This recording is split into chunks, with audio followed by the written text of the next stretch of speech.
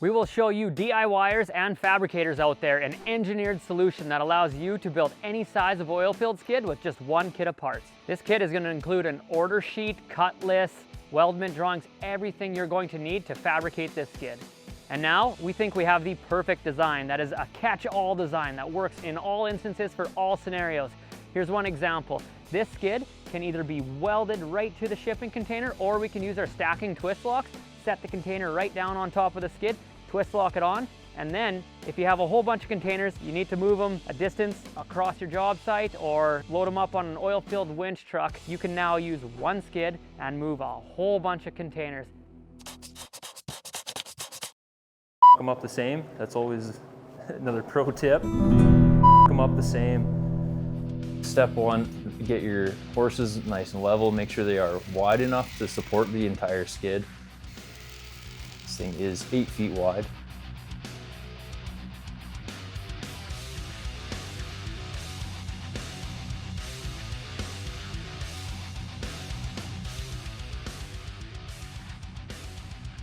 Here I'm just flipping the beams over to actually work on them because all the cutouts are inside the web. I'm just laying them down flat. Don't want to be working on the floor or on an angle or anything. Step two, lay out your entire beams, get the cut length, the copes, the ROs, everything that you're going to be cutting out, get them all marked out. And then once they're all marked out, get a friend to check them and then get to cutting.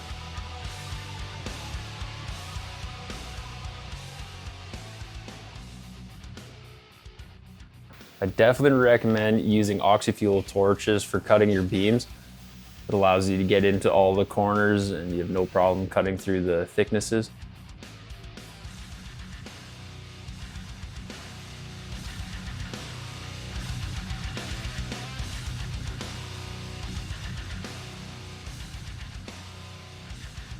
Here we're using a cutting wheel to make sure those lines are nice and straight. You won't have to grind them down later. That is a critical dimension in this beam.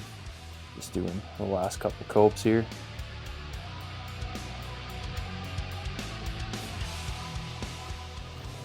Obviously gonna have to grind a little more in here. This has to be nice and flat, especially around these edges. Leave enough room. Putting the plates in on both sides too. There will be another one. Cut slightly lower to fill it up with weld. Just make sure everything's in there solid. And then the plates and shit that we're waiting for go in the top. Saddle and the 5/8 spacer. Yeah, so all the plates are fit on and now we're just rolling the beams, welding everything.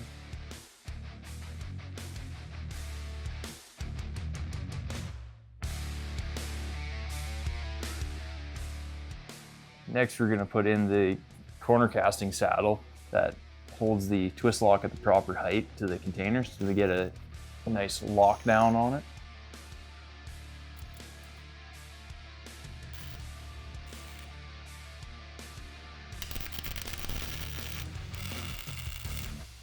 And here we just put in an extra stiffener gusset just for some added rigidity. When putting on this bar grating support, we ended up putting it on a little bit later. We were waiting for the part, but it's best to do it while you have the beams upside down. There are some overhead slot welds on there that definitely be doing it in the flat position.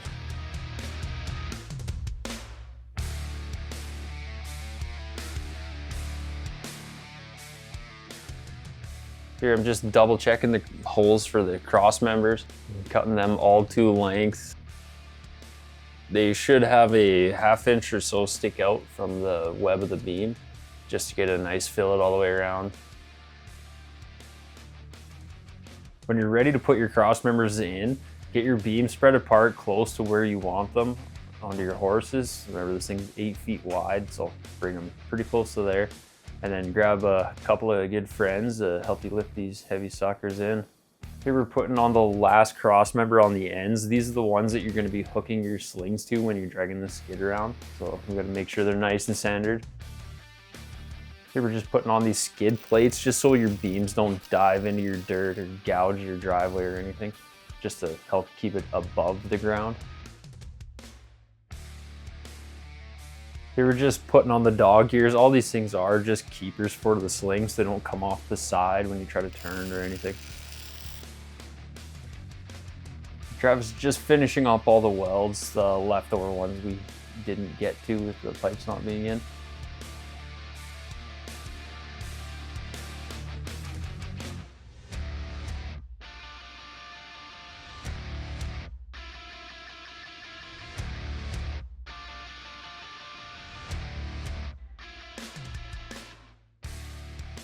Here we're just taking the skid outside to flip it over to do the welds that we missed on the bottom. Nobody likes welding overhead if you can avoid it.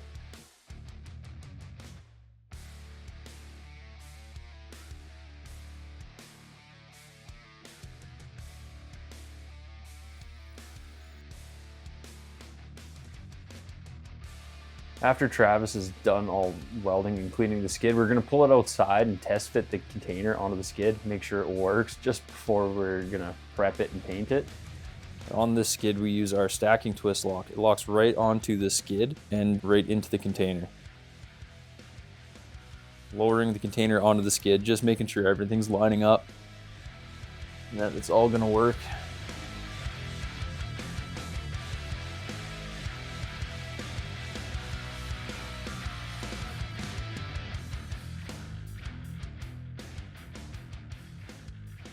Next step is to get our 1¼ bar grating on. We have the recession plates here that hold the bar grating nice and flush to the top of the beam, so there is no tripping hazards or anything.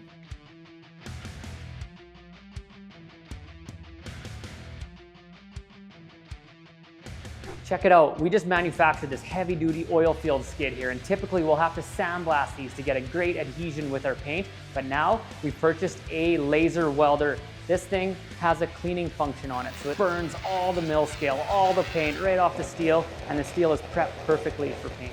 This is Ray Tools laser welder. It's a Chinese laser welder. It has a control system that's actually in English, so that's nice. It has the ability to weld, cut, and clean. We're going to be trying out the cleaning function today. That has a wide angle lens, so it'll shoot a fan of laser out and to about 80 millimeters in width before it starts losing power and it can't clean as good. So you double press the trigger, the laser starts, you move along the arc. You can tell when it's clean because it stops making lightsaber noises and stops shooting smoke off. Yeah, that's about how it works. When it comes to the control system, you have a power level here, so you can set the laser power from 0 to 1500 watts. You can set the laser frequency, which kind of is like it's pulsing, and it can kind of help get different types of junk off your part. So you have lighter colors, you want higher frequencies. It seems to help anyways. And then you have the wobble frequency is how fast the laser scans back and forth. So in the end of the laser, there's like a little mirror and it oscillates back and forth, and that makes it so that the laser doesn't stay in one spot and just cut right through your part. And it has gas that goes through the laser head to keep all the lenses and stuff clean and cool so it doesn't melt down on you. When you're ready to laser, you press the laser power beaming function, put on your glasses, engage the laser on the controls screen here, make sure no one else is going to come into the room, and then you can start cleaning. You usually want good ventilation too, because this gives off a lot of nasty fumes.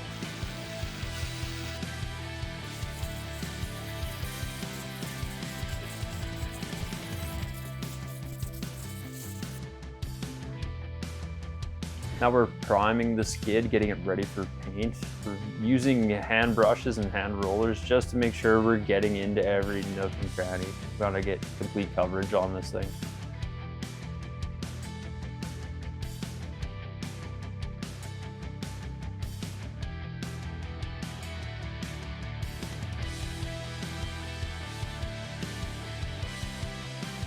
What would we change here? Like, I think there's only a couple things now that just need minor tweaks. Yeah, there's only a few things like the grating here. It is a little bit loose, as you can kind of see. Should be a little more stiff than that. We're gonna end up adding a gusset in here. Maybe utilize it to make it a marking tool for the beams, so you don't have to lay out everything by hand and do a lot of thinking. Just take some thinking out for you. More. Yeah. And then even that Z profile you're saying, like it's not really bent downwards and not helping the matter. Yeah, it's losing a lot of its integrity just because of all the having it free hang out far enough. I really like this extra ground clearance here. Hopefully that doesn't, if someone goes and pushes on the beam sideways somewhere, it cause it to buckle in. I don't think it will, especially with the wider flange beams and now with our containers sitting flat on it. One thing we were adding a little too much tolerance with everything, right? And the container was still not fitting on the beam. Yeah, we had to make a height change in this plate here because it was still 1/4 inch above the beams, and we had another 1/4 inch of slop left over, so we just moved it. Yeah, so now the container is truly sitting on everything here, no flex whatsoever. And then also we took away some of that by adding some, I think you had some 5/8 plate on the bottom, so that gives you at the end about 0.1 of an inch slop all around. So these tight tolerances, but you know, as we build 5, 6, 7, 8 different versions of these, I think we're down to that now. We're counting, you know, 1/8 and 1/16 of an inch, and so we're at that point now. This is pretty cool, and the reason why we need all this stuff is because we have people from like Australia. They're emailing us, they're phoning us, and they're wanting these skids, the full thing, shipped to Australia. They want us to manufacture them here in Canada. It's like, no, we can't do that. So now, why would we be shipping I-beam? Why would we be shipping pipe all the way across the planet? It doesn't make sense. We might as well just send all the laser cut and folded profiles to people with the full set of instructions, and you guys can build these things. So I hope this tutorial here was helpful, because it's a lot of work, and you know, good comprehensive coverage of this. This is going to help us train new staff, and even just in our own. And if you guys get value of this video, please help us out. Give it a like and subscribe to the channel.